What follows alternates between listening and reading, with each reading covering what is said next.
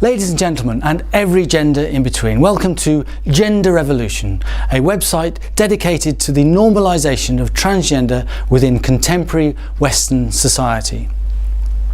In this video, I will be comparing the current gender revolution that is taking place within our society with another revolution that took place many hundreds of years ago.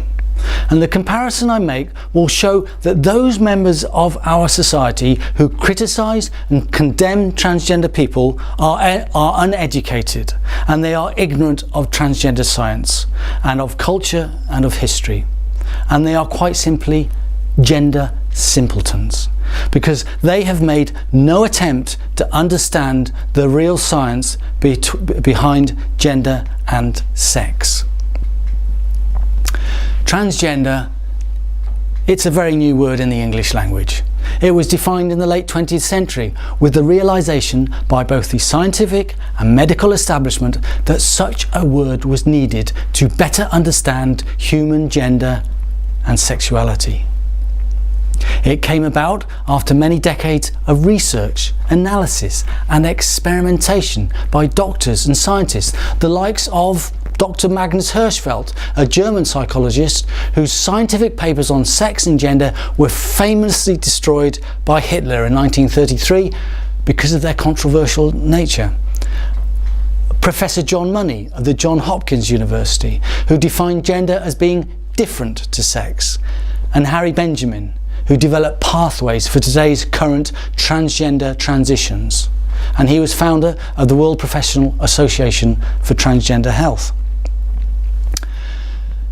So the scientific world came to the realization that sex and gender are two different features of human sexuality. Sex being defined by sexual organs, the womb, the prostate, the vagina, the penis, using descriptors male or female.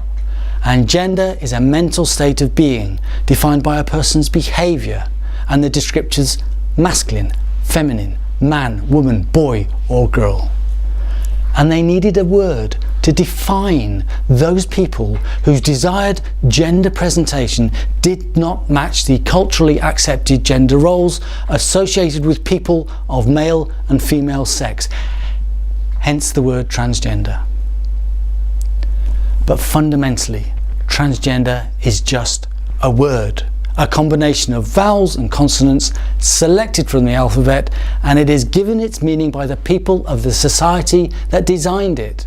But because it is an immature word, only coming into popular use in the late 20th century, it is often misunderstood and means different things to different people.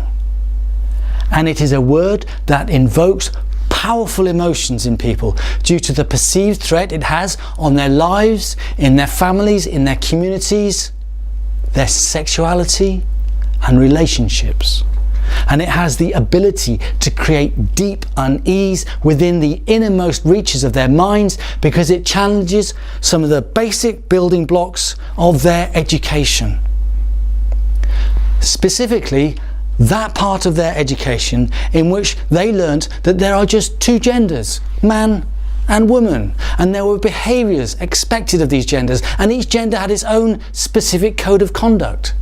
Boys played with bows and arrows, girls played with dolls, boys wore blue, girls pink, boys wore shorts and girls wore skirts and dresses. But even more fundamental than that was the concept that if a baby was born male, as depicted by its primary sexual organs, it was considered to be a boy. And if its primary sexual organs were female, it must be a girl. We did not challenge these principles. After all, they were taught to us by our parents, teachers, educators, doctors and scientists, people whose knowledge and integrity we took for granted and assumed 1,000,000% to be correct in every shape or form. We listened to their words. We read their books. We absorbed. We comprehended. We understood that because they were imparting this information about the world, then it must be true. However, let us cast our minds back in time to the 16th century, and to be precise, the year 1543, and we can examine a similar situation in which another simple word provoked confusion, concern, controversy and powerful emotions within the prevailing culture. And that word? Heliocentricity. Heliocentricity.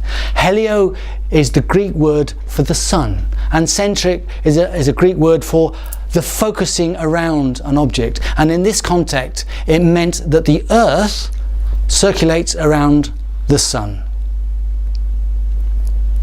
Nicolaus Copernicus was a Prussian mathematician and astronomer, and in that year 1543 he published a research paper called De Revolutionibus Orbium Celestium, which translated means on the revolutions of the heavenly spheres. And it formulated a model of the universe that placed the sun rather than the earth at the centre, and this conflicted with the established geocentric model, which assumed that the sun rotated around the earth. However, in a culture that was heavily influenced by religious doctrine and scriptures, the Catholic Church placed this research paper on the index of forbidden books, because it dared challenge the word of the Holy Scriptures and the accepted geocentric model of the sun rotating around the earth. And so began a standoff between scientists and the church, each advocating their model of the universe. And this intellectual conflict was called the Copernican Revolution, with the word heliocentricity at its core. And for many decades, the Copernican Revolution and this intellectual standoff continued, and heliocentricity was never fully accepted by the church and scientists and other noble and wise people. Then in 1634, the Italian astronomer and mathematician Galileo, who was a leading advocate of heliocentricity, was even placed under house arrest for his continuing support of the Copernican model. And indeed, he narrowly avoided execution. But it was during this incarceration that he developed an instrument that for the first time could actually see with scientific accuracy the stars and the planets. That instrument? A telescope. And with 100% certainty from that day forth, he could prove that the Earth did in fact circle around the sun, and heliocentricity was indeed the correct theory. Propelling ourselves back to the present day, and we are witnessing another revolution, the gender revolution, with transgender being the divisive word. It is being discussed on television, in social media, books are being written, and it is being debated in our parliaments. And once again, like heliocentricity, the scientific theories of transgender are documented in copious scientific research papers, and they indicate that it is a state of being. Just like being born short or tall, left-handed, right-handed, pretty or not so pretty, academically gifted, athletically gifted, musically gifted. It is in our DNA. Our neurological structures are different. We are more likely to be left-handed. Our twins are more likely to be transgender. And just like being short or tall, pretty or not so pretty, being clever or a good sportsman, these are all on a spectrum. And so is gender. It is not simply one binary or the other, not simply man or woman, but an infinite variety of genders in between. But this is a monumental and seismic shift in our education of human gender and sexuality within modern Western's fundamental binary gender system. And this change is beyond the ability of many people to comprehend and accept, unless the evidence is totally overwhelming, because it changes everything they have been taught about gender and sexuality, and it makes them feel insecure, vulnerable, and confused. And our culture and our society, as represented by its teachers, its educators, instead of accepting the science of gender, have chosen to ignore it, and it has not been promoted and taught within our educational systems. And the resulting ignorance for some people in their insecure and confused state has led to anger and hatred of those trans people who dare to be different. And they take out their wrath on the easiest targets in their crosshairs, which are those trans people whose physical presentation does not conform to the binary gender system. But once again, like Galileo's telescope, it is scientific instrumentation that is now bringing to the argument the clarity and the transparency needed to conclude with 100% certainty that transgender is not a choice that people make. It is a state of being. These instruments are magnetic resonance imaging, diffuse and tensor imaging, positron emission tomography, near-infrared spectroscopy, and most importantly, the ability to examine and understand the roles of the genes contained in the DNA that defines our very existence. And as each day goes by, these instruments and research techniques are increasingly providing more and more evidence that our existence is valid, that transgender is not a choice, it is a scientifically proven state of being, and as described by doctors and scientists for over a century. And now the science is becoming beyond any reasonable doubt. The parallel between the Copernican revolution that took place 500 years ago and the current gender revolution is that once Galileo could show with conclusive evidence that heliocentricity was the correct model, no politician or churchman or any other wise or noble people would dare promote the geocentric model anymore, with the sun rotating around the earth, for fear of appearing ignorant and out of touch and just plain stupid, with the consequent loss of legitimacy and respect of the public. Indeed, one of the leading advocates who challenged Galileo was an astrologer called Simplicio. He was an Italian, and he was increasingly ridiculed and made to look a complete fool by Galileo. And if you translate his name into English, it is simpleton. And the Oxford English Dictionary definition of simpleton is someone who is uneducated, foolish, gullible, and just plain stupid. Simplicio was the first simpleton.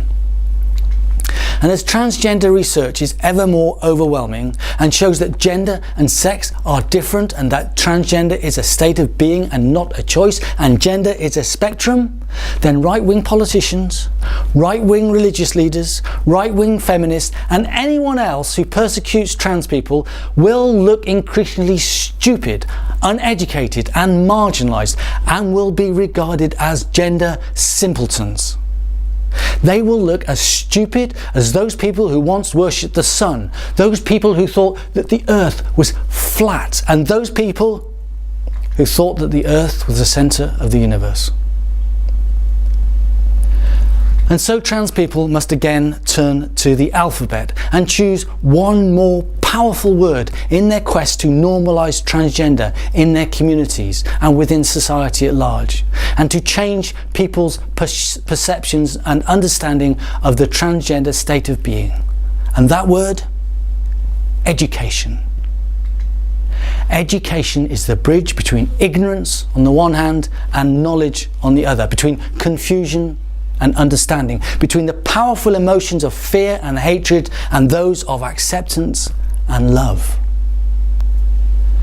It is for our governments and the educational institutions that they control and fund, like schools, colleges and universities, to teach the science of transgender. But so far they have failed to embrace the concept of transgender and the gender spectrum, because they are led by people who share the same frailty and fear of diversity as the general population.